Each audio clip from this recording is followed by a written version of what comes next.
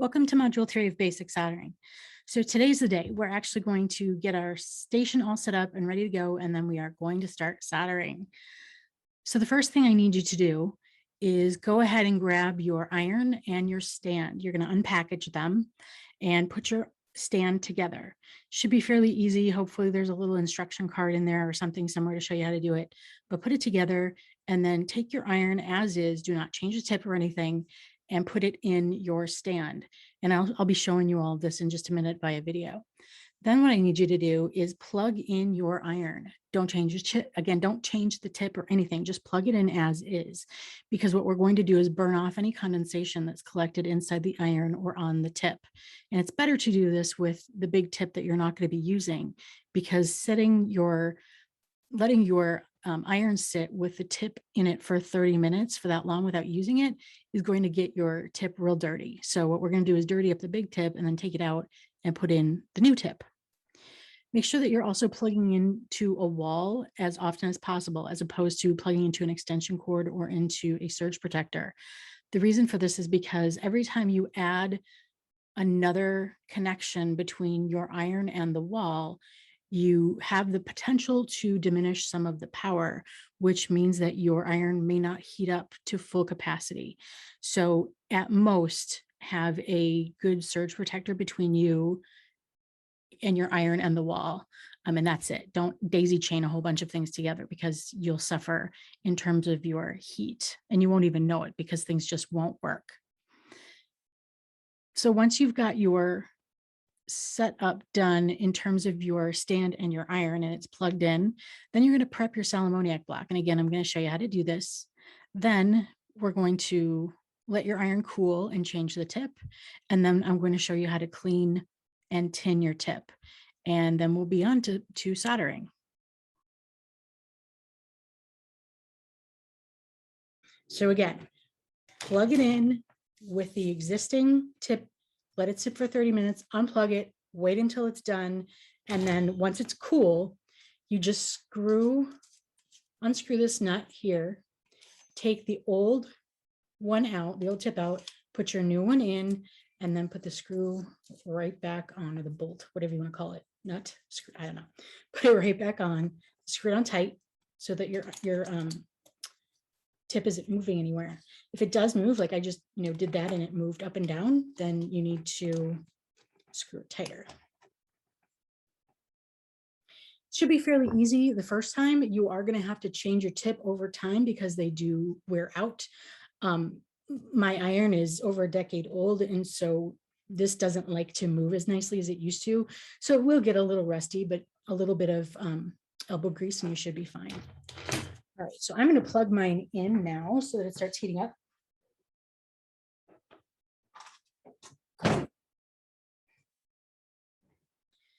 And while I'm waiting for that, I will show you what to do with your sal ammoniac block. Now your block is going to come to you brand new, and you're going to have to put some grooves in it in order to clean your tip. Mine is a hot mess, as you can see, but I want to show you what to do when you first get it in order to have it ready for use. So I just use pliers. Again, this is soldering pliers, not good jewelry pliers. And what I'm going to do is just kind of dig in and scrape. Doesn't matter where. You can see that I'm starting to make kind of a groove there. That's exactly what I want. And you don't have to go very deep with it, just deep enough so that there's a groove, because now when I put my iron in here, it'll get clean. This isn't hot enough to work yet, but that's what this is for. So you put it in your groove there and you just kind of move it back and forth. Slowly over time, your sal ammoniac block is going to start to look like mine. This one's only been used a few times, but you can see it starts to melt and get dirty and everything. That's a good thing. That's exactly what we want. So don't panic. You want it to look dirty because that means you're actually using your soldering iron, right? Okay, so give that another minute or two. Blow that stuff off. I have my pieces over here. I do this every time I work. I put a piece of paper towel or something like it over on this side of my sheet with my pieces on it. And what I'll do is I will work on them. And then when they're done, I will put them back on the paper towel. And that way, all of my stuff is in one area, and it's also not getting this surface dirty. It's just getting the surface of this paper towel dirty, because the flux will be all greasy and disgusting. And I want to keep that to a minimum. Something I do want to mention is that I usually keep a towel in my lap while I'm working. You will end up getting flux on your hands, and it's just nice to be able to have something to wipe that off quick. So I just use these towels that are torn t-shirts, and I can wash them and use them again. So that's really nice. But you can use whatever you want. Paper towel is good. At this point, I would strongly suggest using an apron, because remember that solder, when you're working with the flux, might spatter and get on your clothes. And it's a greasy substance that you're not going to be able to get off very easily off your clothes. I've ruined many, many, many shirts that way because I've forgotten. So make sure that you're wearing an apron to protect your clothes, or wear something old that you don't care about. All right, I think this is good and hot. And now I'm going to clean it. And what you're going to see, I hope, is some smoke coming up. I'm not sure if you can see it or not, but there is some smoke coming up. You're going to see that when you're cleaning your iron. And this is why I strongly suggest wearing a mask or using a ventilator or a fume extractor or whatever, because that's the stuff that you don't really want to be breathing in on a regular basis. You always want your tip to be nice and shiny. So I know it's not like clear, but you can see that it's shiny. If it's not shiny, then it's not going to hold solder. So that's why I'm cleaning it. And then I'm going to open my flux. I got my brush. I have a tendency to, I leave my solder on my spool, and I just kind of unspool an arm over my surface so that it's easy to get to. All right, you ready? We're going to start. So I'm going to take one of my little pieces that I made. You saw me tape this. And the first thing I'm going to do is get some flux on my brush. It doesn't have to be a ton. Like, that's a lot. Can you see? Let's see. Can you see how much is on there? That's a lot.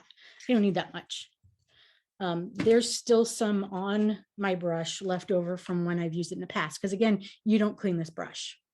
So this is fine. I'm just going to go around all four sides. I'm not going to do the front or the back because I don't need to. You'll see why. And I do one piece at a time. I'm not going to sit here and flux everything and then go back and solder everything. I flux and then solder immediately. So I'm going to pick it up with my pliers here. And I put mine down on the brick, because if I hold it up here, there's too much possibility for this molten solder to go somewhere. If I keep it down here, the molten solder is only going to be down here. And then this is a habit of mine. You will see me do it every time. I just clean my tip really quick, and then I come and grab some solder. And the way you do it, oops, I just dropped it. That's okay. The way you do it is you just lay your iron against the solder. It will melt and it'll come right off. The reason mine is doing that is because I'm getting too much solder on my iron at a time, but I want you to be able to see it. Now, this first time, pay very close attention. All you're going to do is sweep. I was going to say once, but I had to go back and fix it. Sweep once just to make sure that you got solder on all of that surface. And look, I'm using the solder that I dropped just by heating it up, and it sticks to my iron. Sweeping it on. I'm not going back and forth. I'm not adding tons of solder, because what I'm trying to do is what we call tinning. I just want to get that initial layer of solder on, and then I'm going to move on to the next piece, because we don't want our pieces to overheat. Okay, that's it. I haven't done the front. I haven't done the back. I'm not going to. I'm just going to put that down and walk away. I know that's going to be really hard, but that's what you have to do, because tinning the piece is just getting some solder on there and heating it enough so that everything flows the way it's supposed to. Okay. Let me show you what happens if you don't flux. So I'm not going to put flux on this piece. I'm just going to solder it the way it is, or try. Grab my solder, and I'm going to try and get, and see, it's probably hard for you to see, but it's really hard to get the solder to move around. And right there, let's see if I can make it so you can see it.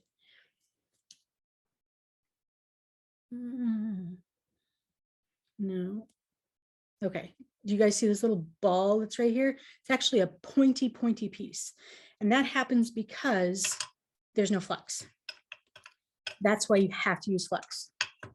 So I'm not picking up more flux. I'm just using my brush the way it is. And I'm coming through. And the only reason I'm using my pliers right now is because I've already heated this, so it's a little warm. Okay. So now I'm going to go back, and because there's flux on there, it's going to be a lot more friendly. See, this goes right on.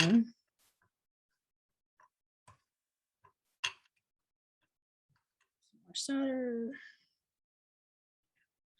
If your solder is not getting on your iron, if you're not able to pick it up, then you need to clean it. Remember, it has to be shiny. And then last side. Okay, then walk away. Didn't do the front, didn't do the back, only did a really light coat around the side. That's it. Moving on to the next one. Again, flux all four sides.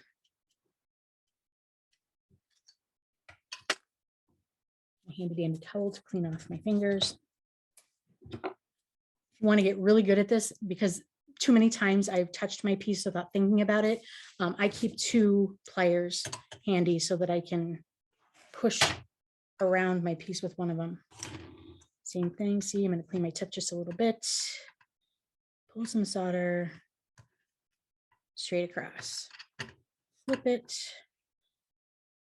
Pull some solder straight across. Flip it. And by the time you flip it, your solder will have hardened plenty, cooled plenty. So you don't have to worry about that. And last side. Okay, walking away. At this point, what you're going to do is you're going to go through and tin all of the pieces that you have wrapped and are ready to go. Then you're going to leave them alone and let them cool. This is why I solder in batches. So if I had like 6 to 10 pieces here, by the time I finish with the last one, the first one would be fine to go back to. But because I only have a few here, I want to make sure that I'm giving them enough time to cool off, because part of the tape issue is that if it gets too hot, the tape will start to pull up, which is dumb because that's the whole point. It's supposed to conduct the heat well, but it is what it is. There's nothing we can do to fix that. So I'm going to finish tinning my pieces. You go tin your pieces, and then we will come back and we will talk about adding more solder and building your solder up.